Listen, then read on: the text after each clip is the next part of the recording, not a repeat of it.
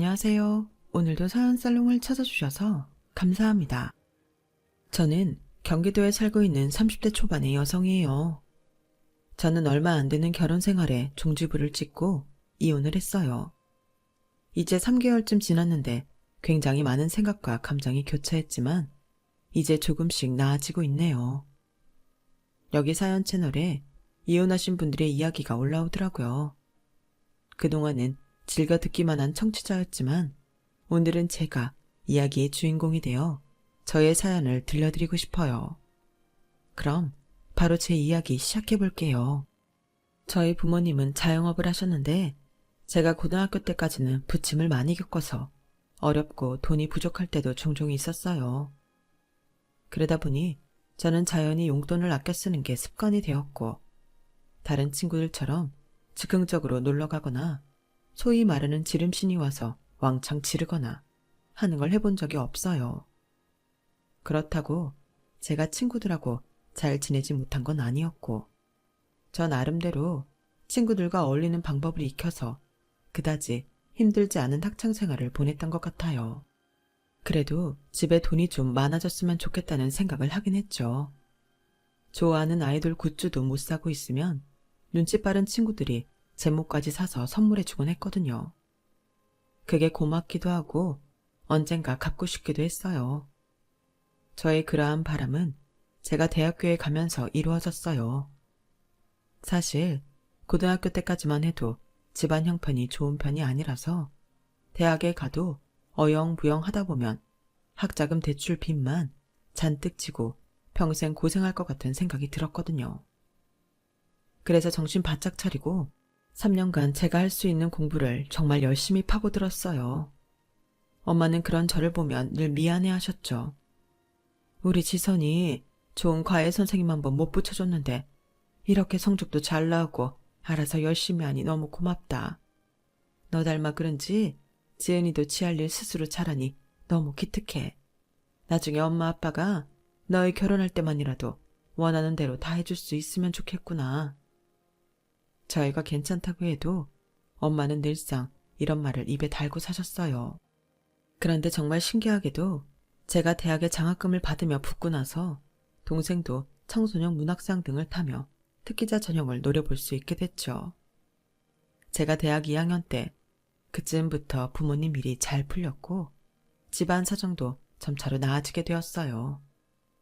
여러 대출들을 차근차근 갚아나가기 시작했고 동생 역시 장학생으로 대학에 들어가고 저는 4학년이 됐을 때 저희 집은 드디어 엄마가 원하던 넓은 아파트로 이사갈 수 있게 됐어요. 그때는 정말 집안이 잔치 분위기였어요. 아빠는 저희 가족을 데리고 비싼 호텔 뷔페에 데려가셨어요.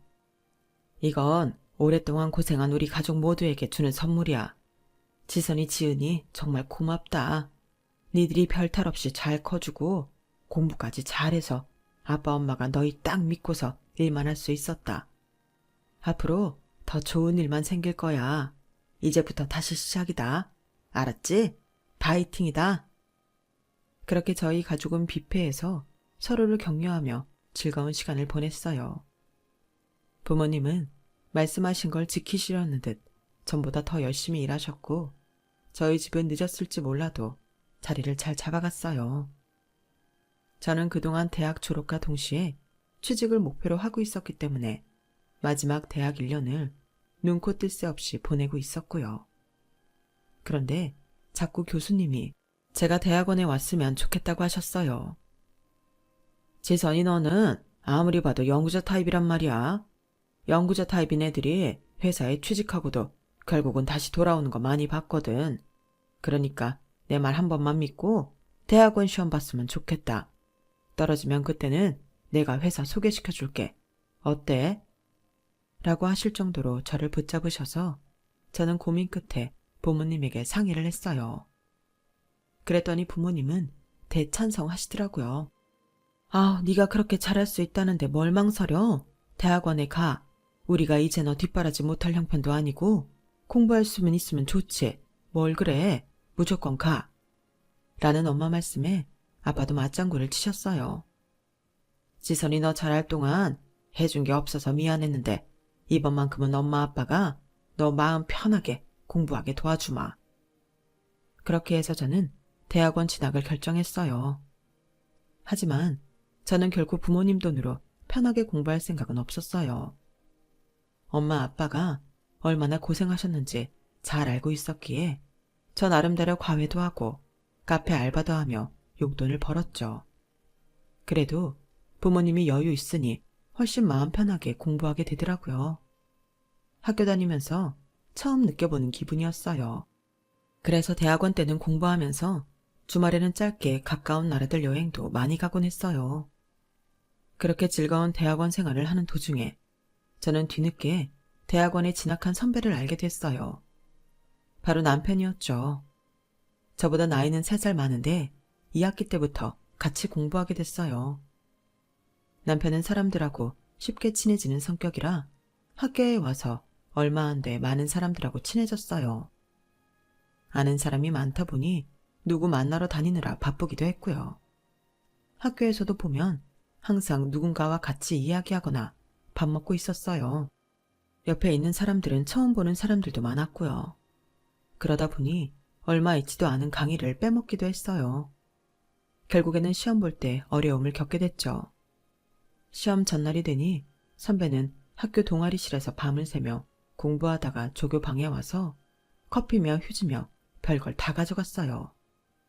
뭐 동아리실에는 물품이 남아난 게 없다나요? 좀 얄밉기도 하고 짜증도 났지만 어쩌겠어요.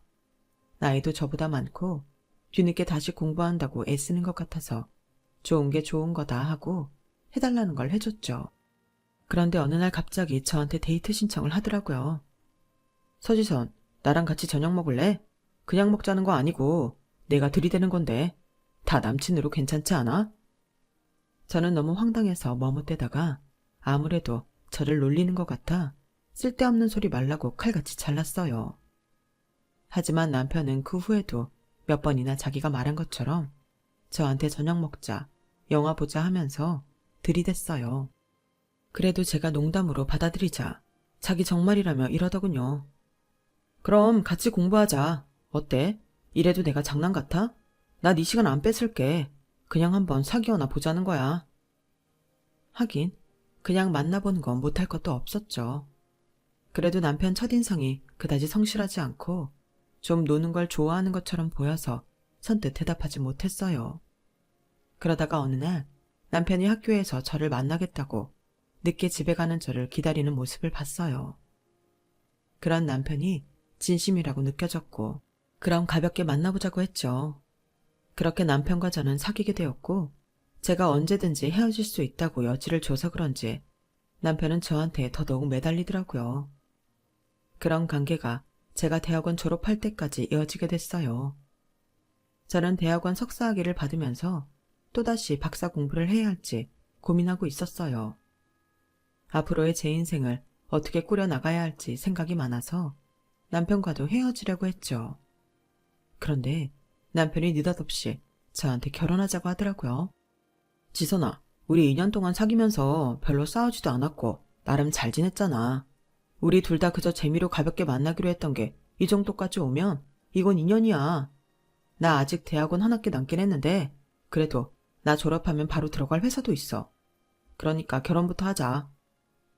아니, 대책도 없이 무조건 결혼부터 하자는 게 말이 돼? 그리고 우리 결혼 생각하고 만난 것도 아니잖아. 누가 사귈 때 결혼 생각하고 만나? 만나다가 잘 맞는다 싶으면 결혼하는 거지. 결혼이라는 게 짝 있을 때 하는 거라더라. 너도 나도 우리 서로한테 짝이잖아. 내 지금 미래 계획에 선배랑 결혼은 없는데?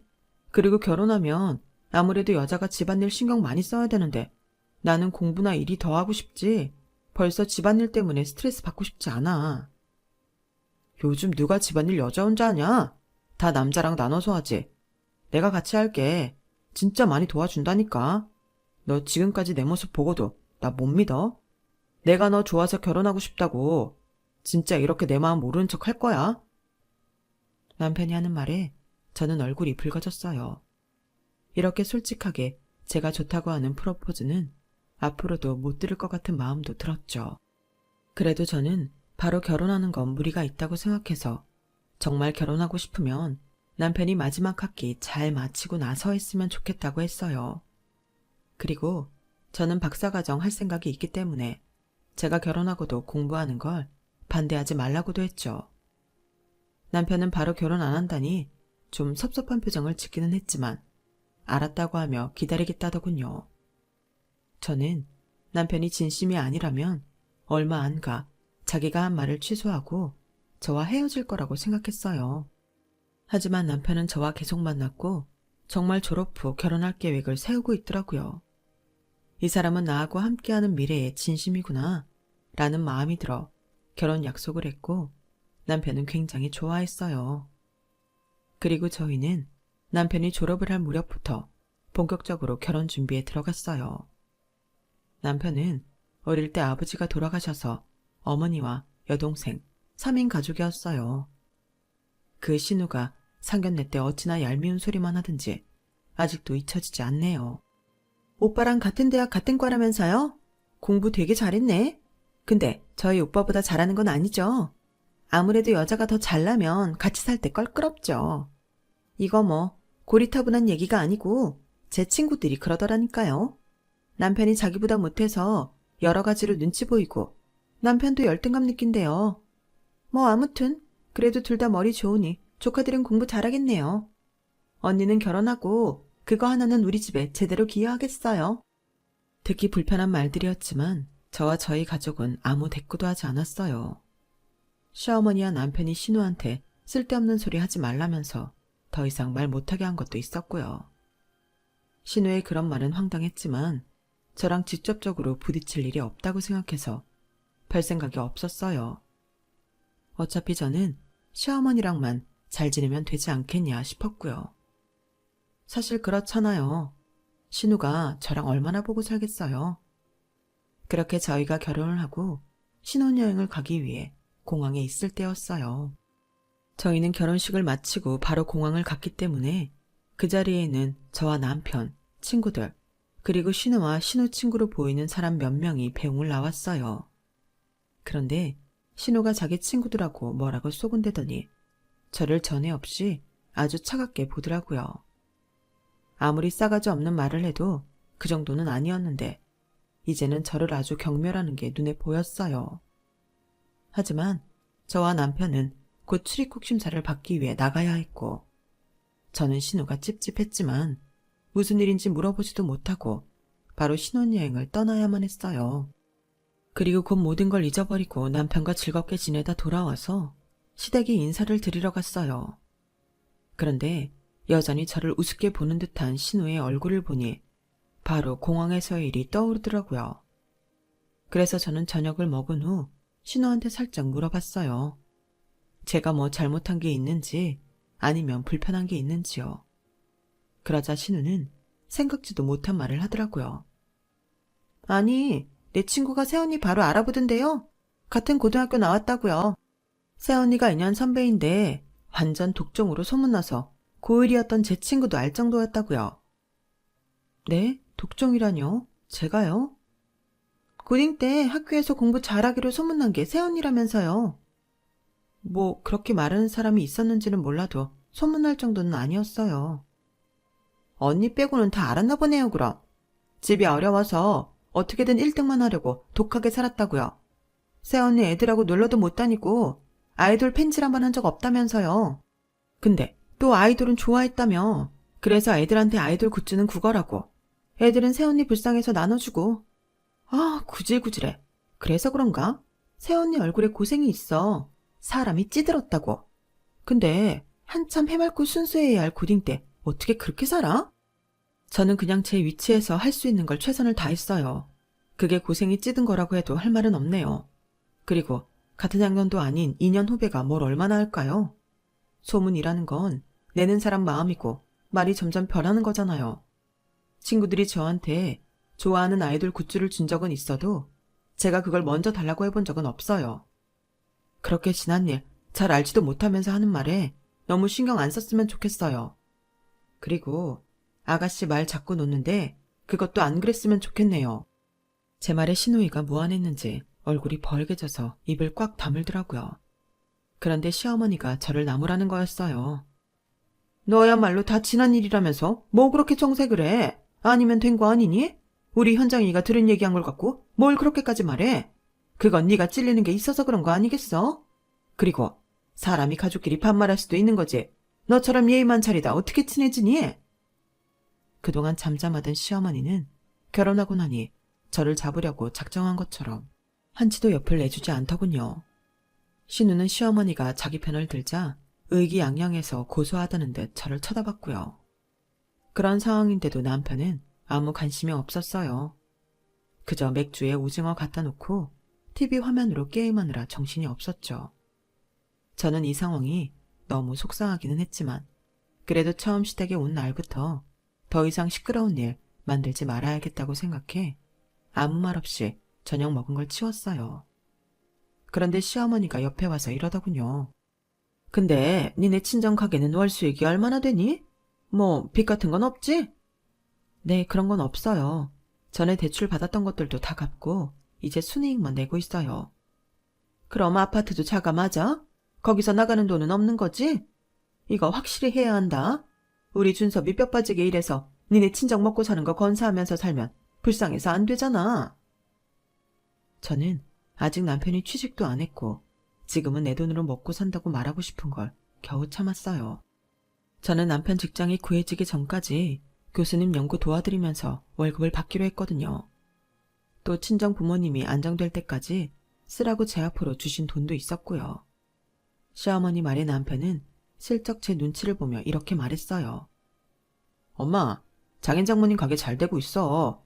그 치킨집 유명해져서 멀리서도 먹으러 오고 가게 간판 달고 분점으로 하게 해달라고 상담 오는 사람들도 많아. 조만간 2호점 생길 것 같던데. 그리고 당연히 아파트 자가이고 빚도 없는데 첫날부터 왜 그래? 그건 아니지. 첫날이니까 할 말은 오늘 하는 게 좋지 않겠어? 오늘 안 한다고 다른 날 안 할 것도 아니잖아. 그리고 난 준섭이 네가 처가에 매여서 사는 거 싫다. 그 말에 저 또한 기분이 안 좋아서 그 뒤로 한마디도 하지 않았어요. 결국 싸늘한 분위기로 시댁 방문을 마쳤고 저는 집에 와서 남편한테 한마디 했죠. 이거 진짜 너무하는 거 아니야? 아가씨는 어디서 말도 안 되는 소리를 듣고 와서 사람 무시하지를 않나. 어머니는 우리 집에서 오빠 어떻게 할까봐 미리 벽을 치지 않나. 앞으로 네가 잘하면 다 해결되지 않겠어? 처음이니까 몰라서 그런 말 할 수도 있지. 그냥 아무 말 없이 너나 처가에 대해 오해하며 지내는 것보다는 깨끗하게 닦아고 가는 게 깔끔하긴 하잖아. 다른 말은 다 그렇다 치고 저보고 앞으로 잘하면 된다는 게 참 말이 이상하더군요. 제가 뭘 잘못한 것도 없는데 말이죠. 그렇게 불안하게 시작된 신혼생활은 완전 끔찍했어요. 남편은 결혼 전과는 다르게 180도 태도가 싹 변해버렸어요. 제가 연구실에 있을 때도 시어머니는 거리낌 없이 연락을 해서는 저를 집으로 불러다가 별걸 다 시켰어요. 집 청소나 빨래, 설거지 이런 건 기본이고 하다못해 세탁소에 옷 맡긴 것까지 저더러 찾아오라고 하더군요. 제가 남편한테 몇 번 SOS를 쳐서 남편이 시어머니한테 저를 아무 때나 부르지 말라고 하긴 했어요. 하지만 그것도 곧 남편은 불평을 하더군요. 그 정도는 네가 엄마랑 잘 이야기해봐도 되는 거 아니야? 어떻게 번번이 나더러 너 집에 못 간다는 얘기를 해달라고 해? 네가 유치원생이야? 애도 아니고 지 할 일 하나를 못해. 아니, 너 헛똑똑이냐? 머리 좋고 공부 잘하는 것 빼고는 영 지압가림을 못하네. 그런 말이 왜 나와? 왜 사람 인신공격을 하는데? 오빠가 결혼해도 집안일 같이 하자고 했잖아. 나 도와준다고 했고. 그러니 도와달라는 거야. 결혼한 지 얼마 되지도 않았는데 시어머니한테 저 못 갑니다 하는 소리가 쉽겠어? 아니, 내가 우리 집에서 하는 일 도와준다는 거지 엄마 일까지 도와준다는 말은 아니었지. 그리고 뭐 결혼한 지 얼마 되고 안 되고를 따져. 제발 네가 좀 알아서 해. 이러니 말 다 했죠.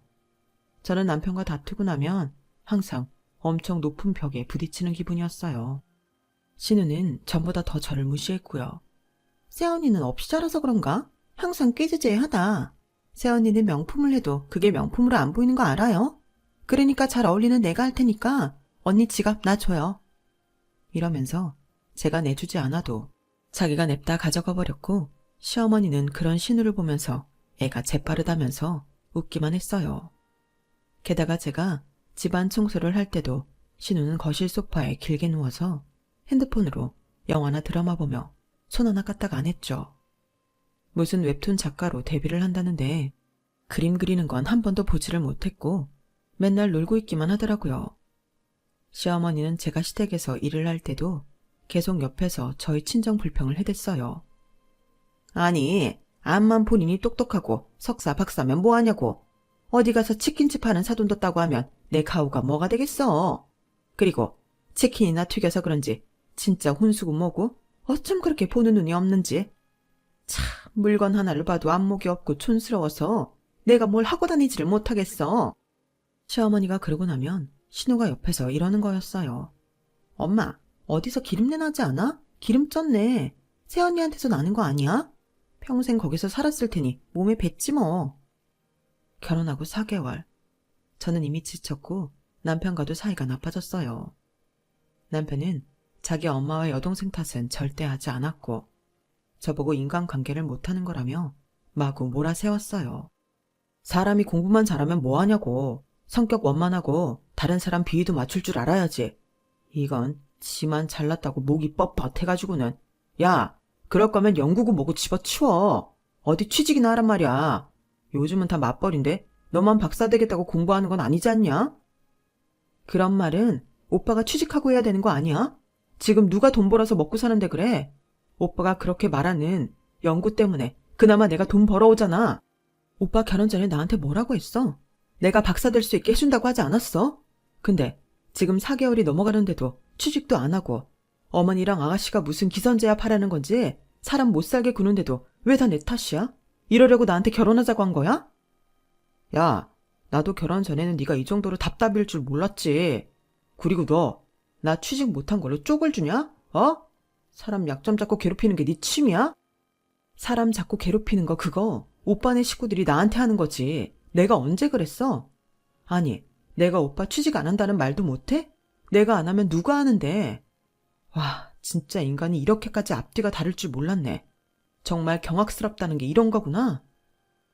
시간이 갈수록 이렇게 남편과 극으로 치달아 싸우는 일만 늘어갔고 저는 남편이 서운하기만 했어요.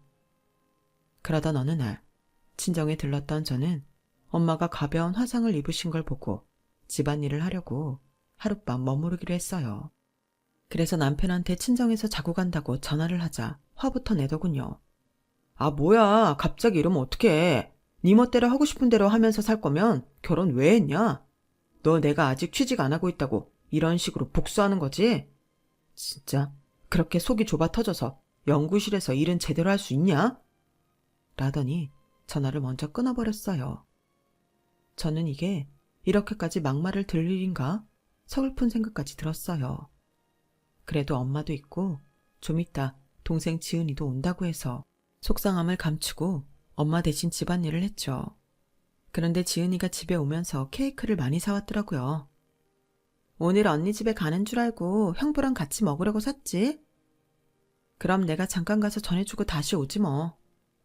아우, 뭘 왔다 갔다 해. 그냥 집에 가. 엄마 괜찮아. 아니야. 내일 병원 다시 갈 때까지 화상 입은 물에 손 닿으면 안 되잖아. 금방 갔다 올게. 하고 집으로 갔어요. 그런데 저희 집 현관문이 살짝 열려 있고 안에서는 무슨 고소한 고기를 굽는 냄새가 나더라고요. 이게 다 무슨 일인가 싶어 안을 살짝 보니까 여자 신발 2켤레가 더 있는데 딱 봐도 시어머니랑 신우 거였어요. 제가 온 줄도 모르고 TV를 크게 틀어놓고 거실에서 고기를 굽더군요. 술병도 잔뜩 있고 냄새나니까 여기저기 창문을 활짝 열어놓고 큰 소리로 떠들고 있더라고요. 다른 집에서 항이 들어온다고 들어가서 말하려는데 시어머니가 생각지도 못한 말을 했어요. 준서봐, 근데 새애기네 치킨집은 정말 괜찮은 거 맞니? 나는 아무리 봐도 미덥지가 않아서 말이야. 그거 정말 돈 되는 거 맞아? 오빠, 진짜 집안에 돈 있고 만만한 여자 잡는다고 애썼는데 아무래도 잘못 걸려든 것 같아. 전혀 돈 쓸 생각을 안 하잖아. 그 치킨집 자체가 잘 되는 건 맞아. 단골도 많고 맛집 검색하면 많이 나오거든. 근데 장인이 좀처럼 사업 늘릴 생각을 안 해. 이제 2호점 내서 어떻게 하자는 건지. 나는 왜 그걸 프랜차이즈 안 하는지 모르겠더라. 그리고 진짜 없이 살아서 그런가 집도 깨제제하고 나한테도 뭐 하나 번드르르 하고 좋은 걸 사주지 않잖아. 라는 남편 말에 시어머니가 거들었어요. 내가 그래서 좀 알아들으라고 새애기한테 니네 친정 안목 없다. 쪽팔려서 니네가 준 혼수 못하고 다니겠다. 그래도 어떻게 된 애가 꿈쩍도 안 하니? 아 정말 답답해 죽겠어. 내 말이. 이래저래 답답하니 점점 더 꼴보기 싫기만 하고. 그래도 오빠는 새언니한테 잘해야 뭐 하나라도 받아먹고 헤어지지. 새언니 갈구는 건 내가 할 테니까 오빠는 비위나 잘 맞춰. 그래, 내가 치킨집 하나라도 받아내고 결혼 청산한다 진짜. 아니 그 집 쏠쏠한 알부자라고 들었는데 잘못 알았나? 진짜 돈을 안 쓴다니까. 나는 솔직히 장인이 나한테 외제차 하나는 사줄 줄 알았거든. 그 정도 재력은 있다고 들어서. 그런데 진짜 아무것도 없어. 나 참 기가 막혀서. 저는 너무 충격을 받아 바로 쳐들어가서 그 인간들이 먹고 있는 고기판을 뒤집어 엎고 싶었지만 저 인간들은 그것 역시 제 잘못으로 몰고 갈 것 같았어요. 지금까지도 그런 식으로 사람 기죽이려고 했으니까요. 저는 울분을 꾹 누르며 조심스럽게 엘리베이터를 타고 내려왔어요. 정말 이를 너무 악물어서 턱이 다 아플 지경이었죠. 그만큼 저는 억울한 마음을 참느라 너무 힘이 들었어요. 그리고 이혼을 고민하기 시작했어요. 그런데 며칠 후 시어머니한테 연락이 와서 갑자기 신우가 결혼할 남자 데려온다며 저보고 집에 와서 대청소도 하고 음식 준비도 하라더군요. 제가 이혼할지 말지 갈등하고 있는데 말이죠. 우리 현정이랑 결혼할 남자인데 아무거나 준비할 수 있니? 너네 집 수준으로 뭐 할 생각하지 말고 야채고 고기고 전부 백화점 가서 사와야 된다. 과일도 그래. 어디서 싸게 사겠다고 시덥지 않은 거 사오면 당장 내다 버릴 줄 알아. 어머니, 그럼 어머니 마음에 드시는 백화점에 인터넷이나 핸드폰으로 주문하세요. 요즘 다 배송받는 시대인데 누가 그런 걸 일일이 직접 가서 사요. 어머, 얘 말하는 것 좀 봐. 그럼 네가 핸드폰으로 시켜. 누구더러 이래라 저래라야. 난 이 시어머니야. 네, 그럼 시어머니니까 제 돈 안 쓰게 하실 거죠? 웃 어른이잖아요. 저한테 돈 송금하시면 제가 배달 주문할게요. 안 그래도 오빠가 취직 안 하고 있어서 생활비 전부 제가 대느라 남는 돈이 없거든요. 그럼 그렇게 알고 있을게요. 하고는 전화를 그냥 끊어버렸어요. 그러자 남편하고 시누이 양쪽에서 저한테 문자질을 하고 난리도 아니더라고요. 제가 못돼 먹었다나요? 그래서 저도 남편한테 한마디 했어요. 못돼 먹었으니까 내 돈으로 신우 결혼할 사람 장까지는 못 봐. 그렇게 아가씨한테 잘해주고 싶으면 오빠 돈으로 해. 어디서 돈을 꾸든 알아서 하라고. 그리고 2시간쯤 지났을까요? 갑자기 남편이 아주 꼬리를 내리고 전화를 했더라고요. 지선아, 우리 지선이 오빠한테 뭐 섭섭해? 요즘 지선이 많이 삐쳤는데 오빠가 그냥 넘어갔네. 이번에는 내가 돈 낼게. 아무튼 그날 음식 준비는 잘 부탁해. 저는 이제 남편이 무슨 말을 해도 혹하지 않았어요. 그 인간 검은 속내를 다 알게 됐으니까요. 저는 남편이 보낸 돈만큼만 딱 시댁에 배달 주문을 시켰고 신우 남편감이 온다는 날 늦도록 시댁에 가지 않았어요. 남편이 어르고 달랜 다음에야 겨우 갔죠. 남편은 친구 만날 일이 있다며 저녁에 시댁에 온다고 했고 저만 먼저 도착했을 때였어요. 시어머니가 자기 친구 한 명을 불러서 음식을 하며 이러더라고요. 내가 암만 생각해도 이 음식을 며느리 시키면 치킨집 안주처럼 내갈 것 같더라고. 게다가 아침부터 불러도 오지도 않아. 걔가 요새 왜 그리 뻗대는지 모르겠네. 그래서 할 수 없이 자기랑 같이 만들려고 불렀지.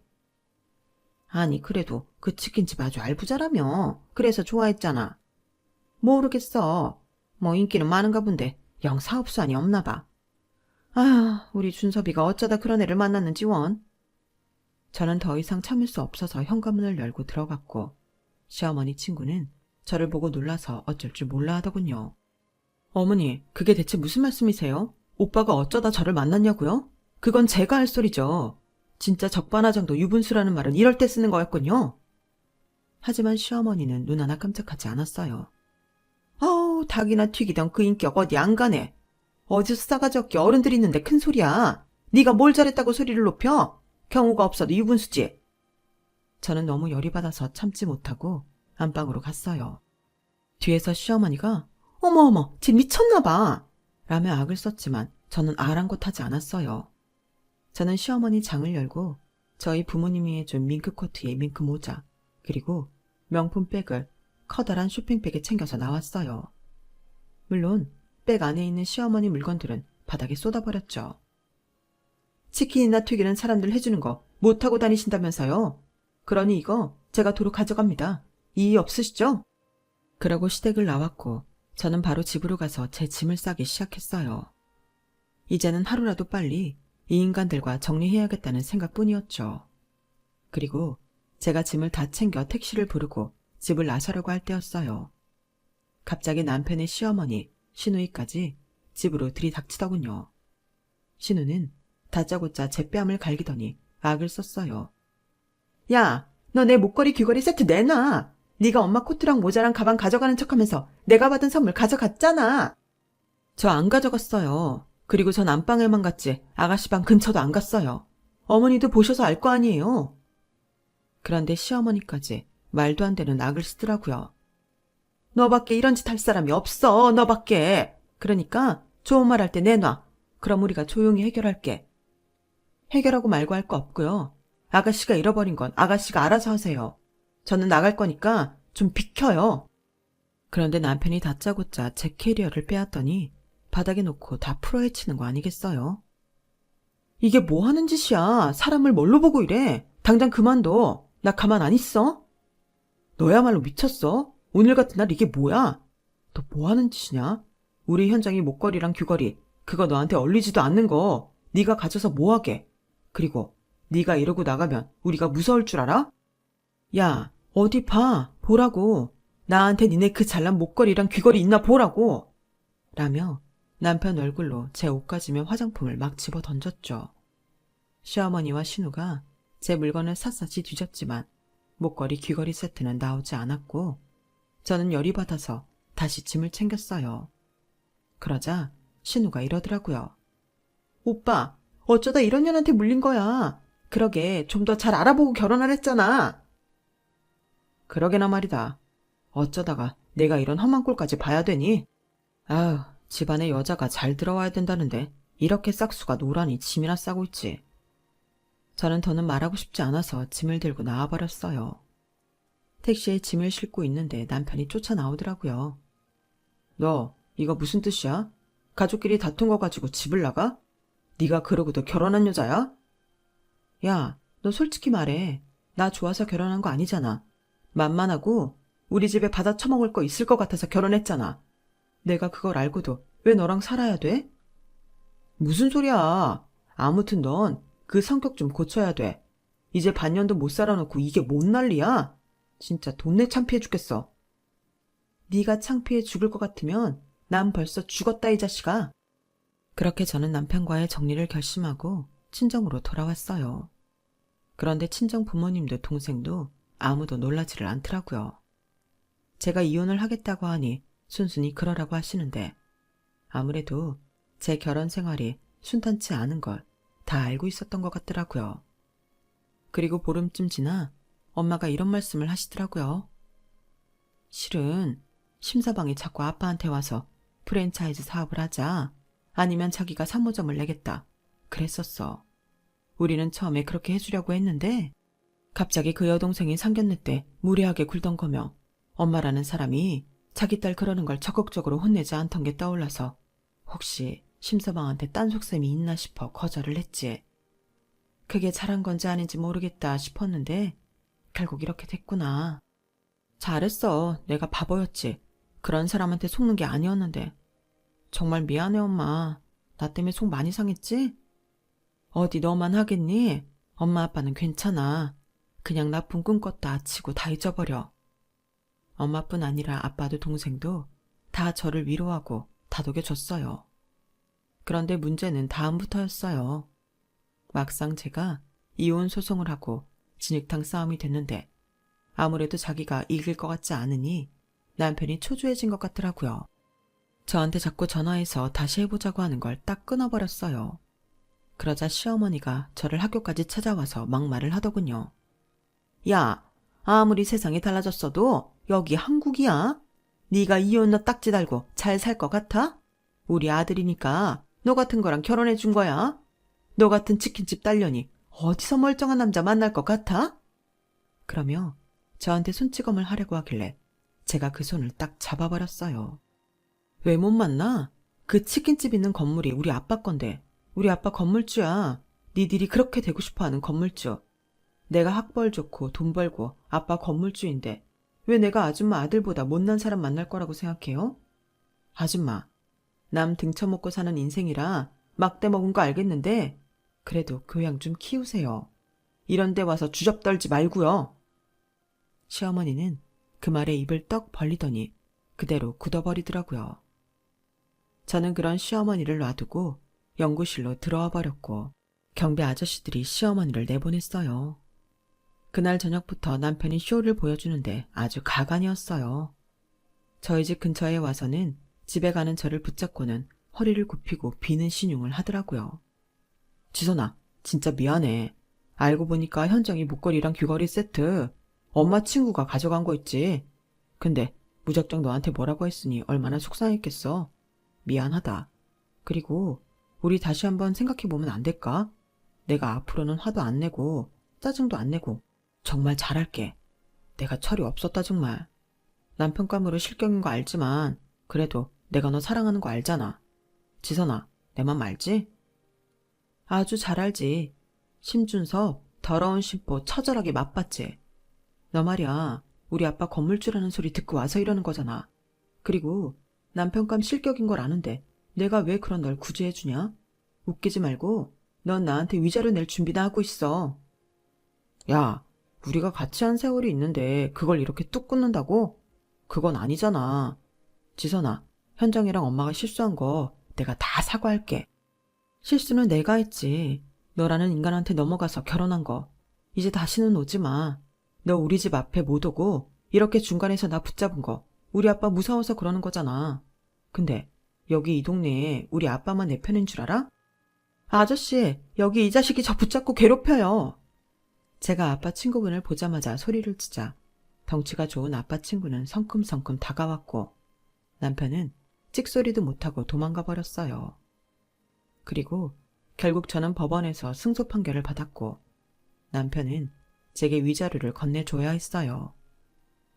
그 사이에 신우는 결혼하기로 했던 남자한테 투자로 사기치려다가 걸려서 파혼하게 됐고 시어머니는 신우가 사고친 거 갚아주느라 집도 내놓았다고 해요.